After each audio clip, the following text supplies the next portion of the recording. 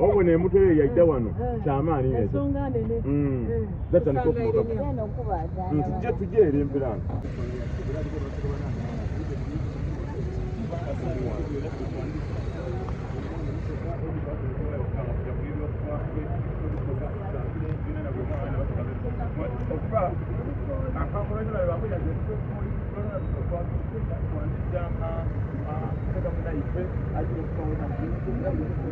Toli musoga bakomera awo nga balina kufuuka ajabyogera kasooke tujje kaitane ku ewa mwana omulungi ali ati tibamupapira akula design yategera sister we ndeno batujere tujare tujere sister wo bora sister babo kwa ndandikira ebyo tibyalero tulimumbaga ebyo byaido nga tuliere ku kiwulo Alex alika TV to ino manyana Zari atu encho Zari atu sete ya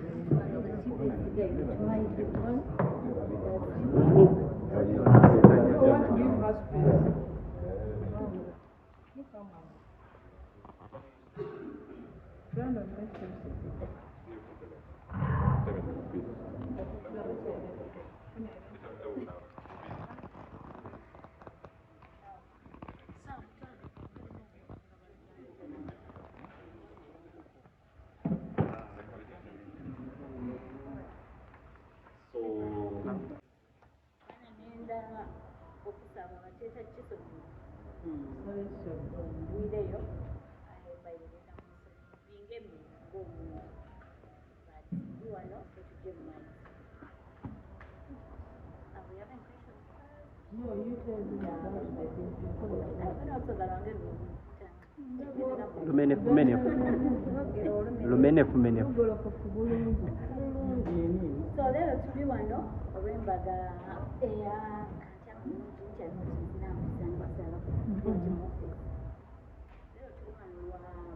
embaga egy'okubaawo eya mwenemu His Royal Highness Kyabazinga ekyo tulina Busoga Royal Banquet Dinner eyo tuli kuŋŋaanya abantu bonna abakoji nanze yakulirako ezinda actually I was born and raised in Jinja, so I mean nasanyuka eyo nga bankubira esimu bwakoba ngu tuli kwenda obe part of this movement eya mwenemu His Royal Highness obandi wano leero kubategeeza embaga enkyo eri kubaawo dini eno it's part of the preparation for the wedding which is happening on 18th November 2023.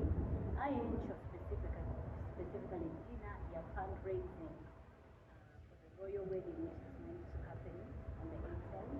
Tulikwenda abantu abakulirako ezinda abasuga abawasaaku abasuga abafubirwako abasuga abandi abali raised by abasuga kuba from where I come from the Basogas we were raised by community. Ebye Kampala ebyomutown ekitubiridde because we bangoyidde ezinda our streets bituosinga mbu tetwali tuyitigundi abawale hajigundi abawale hajinasawale we were raised by the community. So this is an appeal okukoba abasoga mwena mwide tugemagane walala tukole so that it's a success. Abantu batusinza amaanyi Uganda Kingdom is strong, abatolo bali strong, aye nfe ng'abasoga ffenna mbaire mbasaba tugemagane ffenna tubako kube tribes dyona tugite wano tuyimerere nga muntu mulala tukobe we can also do this. So enkyo mbaire mbasaba mwena mwide tiketi diri ku tulitunda tables 5 million tulitunda tiketi oba olikwenda kwenda ku dina ya $5,000. So and obviously some of these funds fundraising, part of it is going to the preps of the royal wedding at Kuyamba community of Abasoga. Ekindi embaga eno ejja kuba next month 18. Ejja kuba ne different receptions in different towns tulina masaza bageeta masaza nga bwakobye. So tulisaba public to join us. Tibasoga bonka nti wakulirwa ku musogo baba basa tulikuba come join with us to make this a successful movement.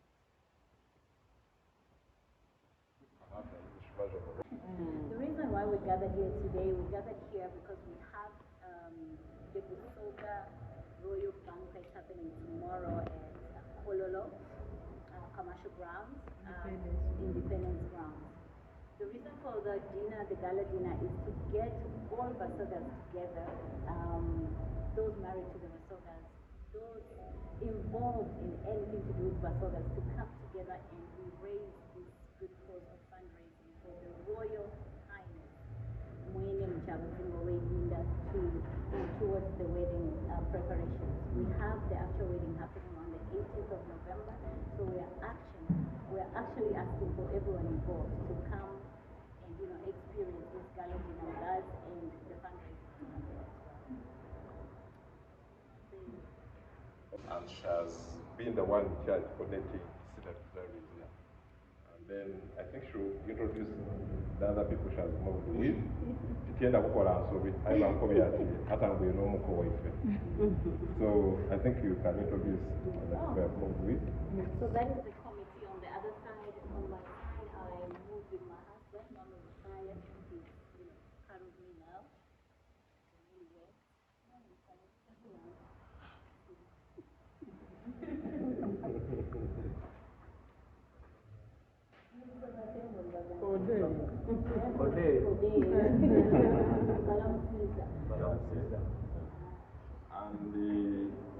I'm Sam Mivanda Mugabe. I'm also on the committee of media and entertainment. Maybe we can have some few questions, and then after Zari will be able to respond to you.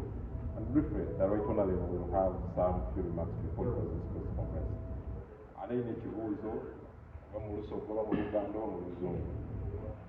ate olina omutima oguyamba kati nga bw'oviireyo okwiddukirira embaga ya baaba olina contribution yona ngayo omuntu gy'otayirewo. abaire mwami mukasa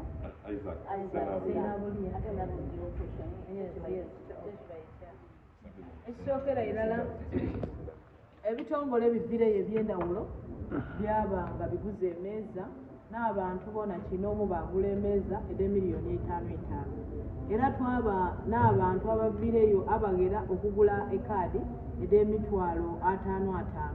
Ekirungi kya kaadi yaffe ey'emitwalo 5 ya muntu mulala, so bw'oyenda okwidda ne mukyala wo kabiri yeno omugulira ki omugulira ekaadi. Twaba nti mukapa endala eyo tuviireyo naki n'akakaire k'esente amuyise mena mulala bakakaira nti baba bayise mena ewaife. So ate n'ekindi kaadi liri kugwawo, so nenda kutegeeza mwami Sinabulya nti aya byaife Katonda yatugondomolako emikisa buli kida tuseeyeya buseeyeye. So kubiriza n'abo abasigaire nti kaadi lisigairewo ntono babenda okuba ku history yaife ya Busoga batalwawo. So kaadi lisigaire ntono era obona ni muwala wange omwiseiga gawula ali kudikulaga nti tusigaiza ntono tubona nidagemye lisigaire ntono. So nidonka so nkubiriza abasigaire abatono mulete mwide mugule kaadi kino kitaba bitaku.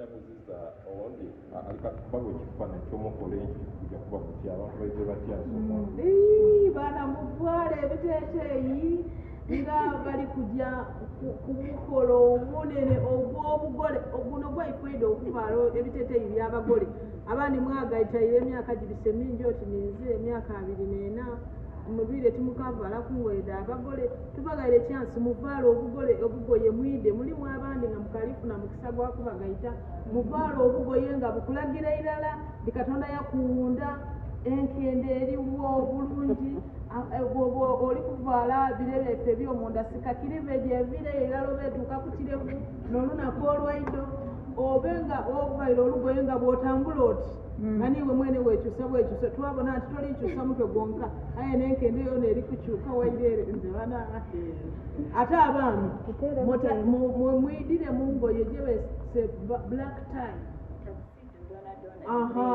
mugiveeyo olwaido mutadirekere baana ba siniya 6 bomutwala n'omukisa gwe tulinagwo imwe abazaire mwene okudivaala maye mudigulira baana kuti mudevalire mwide ku mukolo mukyotuuka gale nga bw'otuuka ng'ekisampa ekimyufu kiri gale aye ngaito mudikuba obulezi bugeme kubanga tujja kutaa ku vidiyo kakamera nga kali awo waatolayo oti engaito etabaku nsufu otabaku kityanka wagitoolayo wagita oti ku kapeti watambula nga bali kunasula ebifaananyi bwe bituuma ensi yoona yoona ono ajja okukoba nti otyamiseeku nga tukuwaako okunwa nga tetuli kutaako ekiwuudo ekiriiko ekaikayi so olunaku lwaido lwakweyagala mwida n'empiya munsi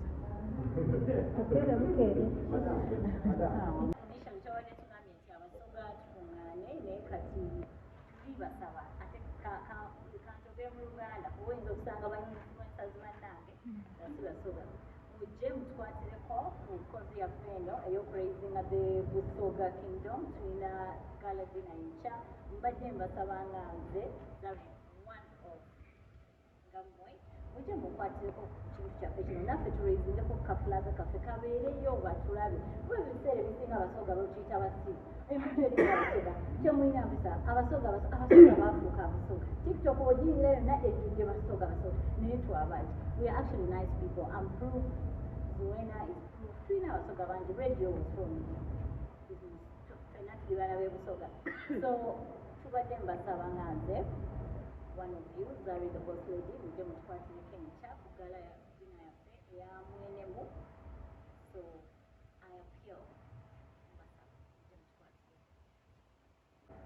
nze nga Zari what is my contribution so beera kwange wano I think it's a big contribution or ensonga as you know right now to shooting a Netflix season 3 so my movement is really a bit limited amateeka mangi nnyo contractors abasigning naye nabagambye kino kyange kyewaka wange kya mu nnyumba yange kinkwatako era bwe mba sikibaddemu kubanga nzakyasinza okukiikirira abasoga abaana babijjija mu mannya gonna eryange birabikadde ekisingayo naye mbagana kino bwe mba sikigenzeeko banga asubidde okuzikoba kwaki mbagana I have to go because otherwise I would live to regret not being there naye ensonga lwaki olwaleero ndi wano kuba ndikwenda zena nsupporting efuzi eno eyamwenemu